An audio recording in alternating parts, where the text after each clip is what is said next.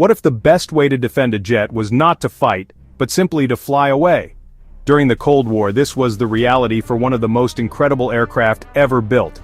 This machine was designed to fly so high and so fast that nothing could catch it. Before spy satellites, gathering intelligence meant flying directly over hostile territory, a dangerous game. Early spy planes like the U-2 flew high, but new surface-to-air missiles soon made even those altitudes unsafe. The US needed a plane that could penetrate deep into enemy airspace, take photos, and escape unscathed, not just by flying high but by flying faster than any missile. Lockheed's Skunk Works, led by Kelly Johnson, was tasked with this impossible mission: create a plane that could touch the edge of space and outrun any threat. The result was a top-secret project that produced an aircraft so advanced, it looked like it came from another planet. Long, sleek, and painted black to dissipate heat, it soon earned the nickname Blackbird. This was no ordinary jet. It was built to survive where no other plane could, a ghost in the sky that could vanish before anyone knew it was there. The legend of the Blackbird was born from the need to outpace danger and gather secrets at the speed of sound. The SR-71 Blackbird shattered records for speed and altitude. It could fly over Mach 3.2, more than 3 times the speed of sound, and soar above 85,000 feet, where the sky turned dark and the world below curved. Pilots wore pressure suits, more like astronauts than aviators. The SR-71's cameras could photograph 100,000 square miles in an hour, delivering vital intelligence in record time. Its arrival changed aerial espionage forever. Speed became its shield. By the time an enemy detected and fired a missile, the Blackbird was already gone. It flew confidently over the world's most heavily defended airspace, untouchable. Every part of the SR-71, from its engines to its titanium skin, was invented to survive the brutal conditions of Mach 3 flight. It was a leap in technology, decades ahead of its time.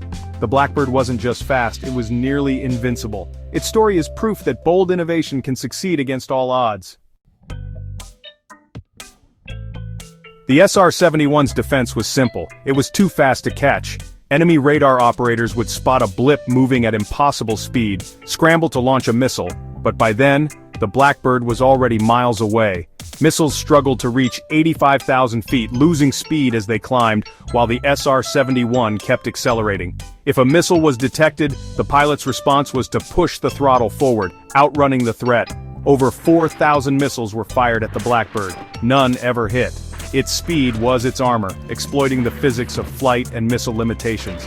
Missiles lose speed after their initial boost, but the SR-71's engines provided continuous thrust, letting it maintain top speed for hours.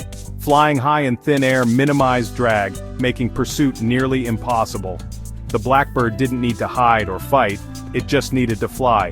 Its offense was its defense, always one step ahead of danger. The SR-71 turned the hunter-prey game upside down. It was a masterclass in using speed as the ultimate shield. The Blackbird's legacy is proof that sometimes the best defense is simply to be untouchable. Flying at Mach 3.2 created extreme heat, enough to melt normal aircraft. The solution? Build the SR-71 from titanium, a rare metal that could withstand over 500 degrees Celsius. The CIA even set up front companies to secretly buy titanium from the Soviet Union. Its Pratt & Whitney J58 engines were turbo ramjets, transforming as the plane accelerated to breathe thin air at high speed.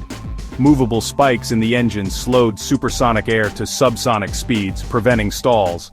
The Blackbird's skin was corrugated to expand and contract with heat, and it leaked fuel on the ground, sealing up only when hot in flight.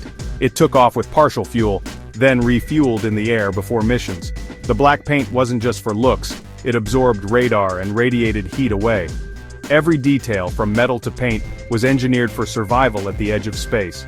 The SR-71 was a masterpiece of thermal and aerodynamic engineering. Flying the SR-71 was like piloting a spaceship. Pilots and RSOs wore full-pressure suits, essential for survival at 85,000 feet, where the air is too thin to breathe. The Blackbird's special JP7 fuel wouldn't ignite easily, crucial since the skin got scorching hot. Starting the engines required a chemical called TEEB. Just a tiny amount created a green flash and fired up the mighty J58S. The SR-71 burned fuel so quickly that every mission began with aerial refueling. Missions were meticulously planned, with every turn and altitude change mapped out in advance. The cockpit was cramped, the view surreal. A deep blue-black sky and the curve of the Earth.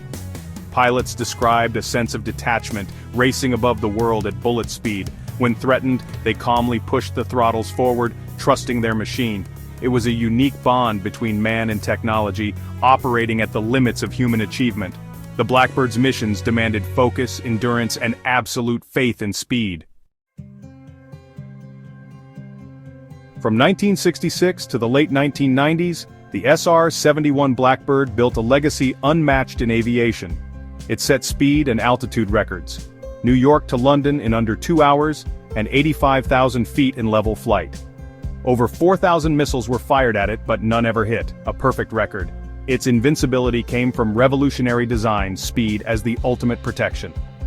The Blackbird's technology influenced countless future aircraft, from titanium construction to stealth and advanced engines.